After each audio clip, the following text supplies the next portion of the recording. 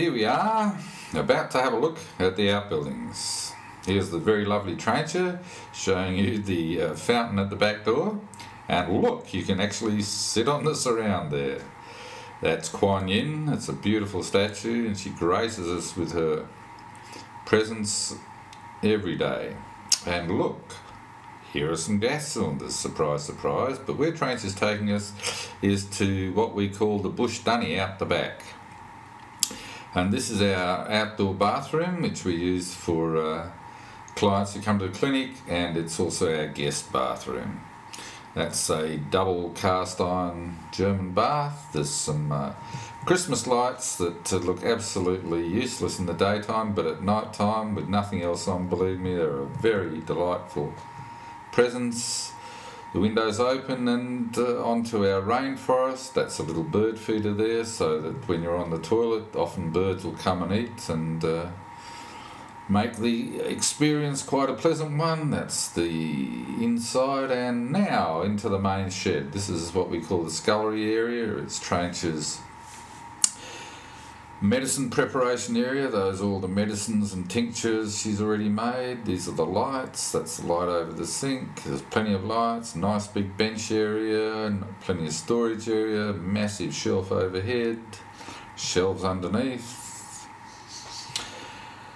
And here's the sink. It's not quite obvious, but it's a massive double laundry sink. That's the lake water or spring water. Plenty of high pressure water can fill those sinks in a matter of seconds. This is the rainwater tap. Plenty of pressure there. It's really, don't want to hold your hand under it for too long. And we've also got a flexible hose, which is great for washing vegetables, herbs, pets, cats, dogs, even doing your hair. They're very versatile, and of course washing hair with rainwater is fabulous. There you go, plenty of storage space, and that's the sink. Another large bench area, that's Australian hardwood, that just a beautiful piece of timber. And the shelf overhead goes on and on. More of the sink, just in case you missed it the first time. There's a lovely trencher, and now she's pointing down to the other end of the shed, which is my workshop area. And here I am. This is the workshop area. The middle bit's the wood bench. That's a compound miter saw that I use for doing all sorts of fancy things with wood. Plenty of lighting there.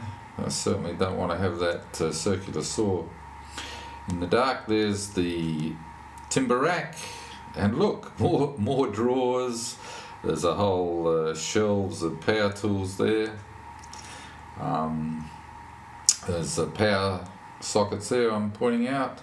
That's compressed air is available throughout the workshop, and it's just such an easy way to sweep up dust and get things looking pretty neat and trim again. As you can see, it in seconds it just clears up the floor and the benches effortlessly.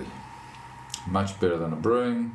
Just hangs up there out of the way. That's the glass rack full of all these beautiful pieces of glass that I love to work with. This is the glass cutting table, and as you can see, it's a light table.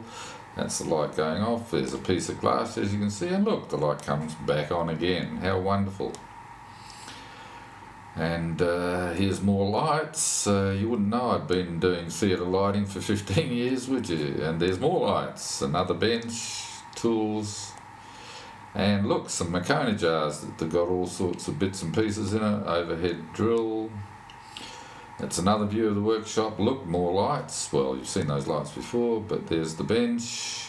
And what's this? Another light. Yes, it is.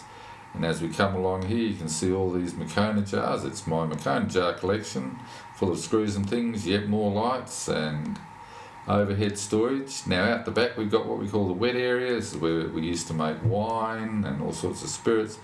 Plenty of high pressure rainwater again, and the flexible hose, which is just so handy for many things. That's the spring water or the lake water coming through there. This is also the pittery section, so most of that stuff on the bench is rocks and things that I make jewellery out of. plenty of storage space up there. Again, the overhead translucent roof, which lets in plenty of light. That's a copper nailing kiln. That's lapidary gear, grinders, saws, benches, the mobile light that lets me get plenty of light on exactly where I need it. Diamond wheels and so forth. Over here there's one of these fancy cupboards for that's all the copper nailing stuff in it. Plenty of things there, and then going out through that door into the carport with the magnificent Suzuki and the Subaru waiting to do our bidding. Over here we've got the garden shed, which has got brush cutters and whippersnippers and mowers and ride-ons and paints and storage stuff and lights, lo and behold.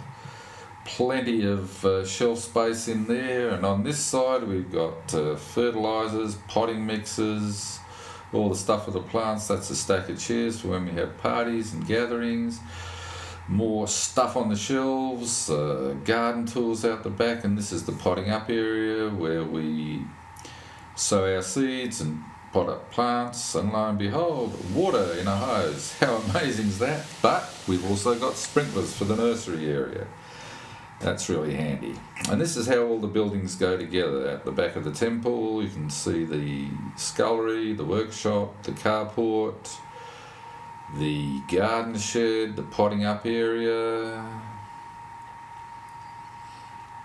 That's the chook shed that's currently vacant, and then down there that's the entrance road.